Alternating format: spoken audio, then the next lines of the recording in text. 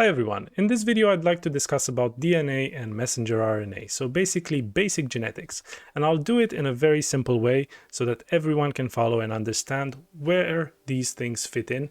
And also I think it's important if we consider that now we have messenger RNA vaccines, for example, and we need to understand where these fit really in the bigger picture of genetics and how do they actually work? So let's start by talking about genetic information. So we know about the DNA spiral. We know that DNA is also basically an acronym. It stands for deoxyribonucleic acid. And this is the building block of life. And we all know about this. We've heard of it at least somewhere. But how does this really work? Where is DNA found, first of all? A copy of the DNA molecule is found in every cell of our body. For example, if you have a DNA molecule in your skin cell, it will be the same as the one found in your gut cells, or in your stomach lining, or in a muscle, or in your heart. It's the same DNA molecule, and this molecule of DNA is unique for each person. So I have a different DNA than you have. And this molecule contains all the necessary information to produce new cells, organs, and to regulate the body's function. So it's of immense importance. And it's a big database of information. Now, what does DNA do? It transmits information from one generation to the next. So I think this is really the key. This is the simplest way of putting it. And approximately half of the information in DNA comes from the father and half comes from the mother. And this happens when we reproduce, that the cell of the father and the cell of the mother mix together, and the baby comes out with half from each. And as we proceed through generations and we meet more and more people, and we basically evolve by mixing together our DNA. And it's also important to note that DNA has small segments, which are called genes, and these are specific sequences of information. And the term genetics comes from gene. So what do genes do?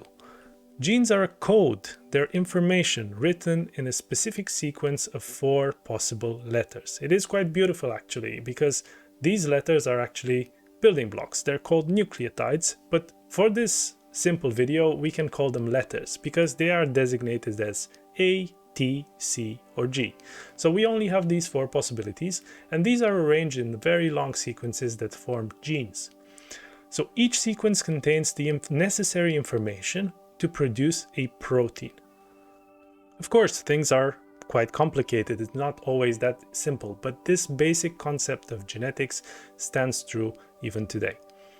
What is a protein? This word is often used. So everyone speaks about proteins, but we have to understand that it is also a molecule, but different. So for example, DNA was a molecule that was built out of building blocks called nucleotides. A protein is built of amino acids. So this is just basically what it is. And the protein has a structural role, for example, or another protein can be an enzyme. So each protein has a different role in the body. Proteins are produced by something called ribosomes. So this is very important, and I want to discuss about this next because it fits into messenger RNA. So you'll understand this very well right now. So a ribosome is basically a little factory that assembles a protein according to specific information it receives in the form of a recipe, of a sequence of information. And that recipe is a molecule of messenger RNA, or mRNA. So what is messenger RNA? What is this mRNA molecule? It is a molecule which carries information from DNA to ribosomes. And the code that it carries is also a sequence of 4 possible letters. However, it is slightly different. Because if you remember, for DNA, the sequence of possible letters was A, T, G, and C. Whereas for RNA, it is A, U, G, and C. So DNA has a T, whereas RNA has a U. So this makes it slightly different to DNA, but it also carries similar information. However, the mRNA molecule, the messenger RNA molecule, is quite fragile, and it is rapidly degraded once it's been used. And mRNA is only a copy of a specific section of the DNA code, and it cannot become DNA itself. So this is very, very important. And to illustrate these concepts as a whole, I have this information here, this picture, that's an oversimplification of course, but we can start with DNA as being a large database. This contains many genes. And mRNA is a copy of a specific piece of information from the database. It's a recipe from a big recipe book. And this recipe is then fed into ribosomes in order to produce a target protein.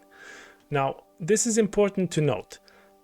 The recipe doesn't really feed back into the database. So once it's been copied into mRNA, it cannot really go back. And because mRNA is just a copy, the DNA is not affected.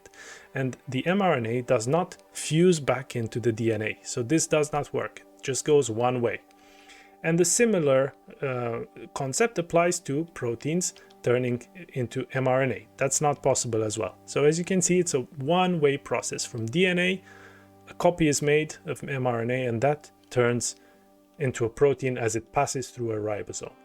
So another way of looking at this, and a more practical example maybe, is if we consider DNA as a big library or a big recipe book, a big cookbook, and we just need one recipe from that book, one gene, in order to produce a specific protein. So for example, if we have a big cookbook and we just want to make apple pie, we will take a piece of paper, we go to the library, we copy down the list of ingredients and what to do about making an apple pie, and then we make the apple pie, but then we lose this little paper because it's not stored in a library, it just flies off.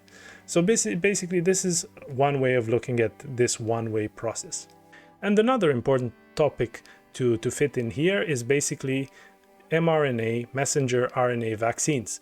So if you imagine that an mRNA vaccine is basically a copy of a specific piece of information that codes for a specific protein. So for example, in the case of coronavirus vaccines, we introduce into the cell mRNA that codes for the spike protein, which is basically one portion of coronavirus, but it's not infective. It's just basically one piece of protein that cannot give you the disease, but however, it can be recognized by the immune system. And the immune system will inactivate all these very quickly, but in the process it will learn what to look for.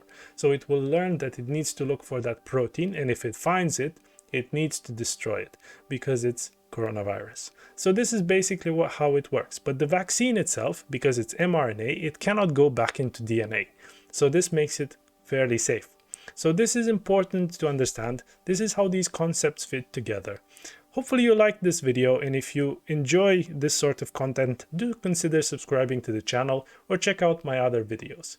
All the best and good health.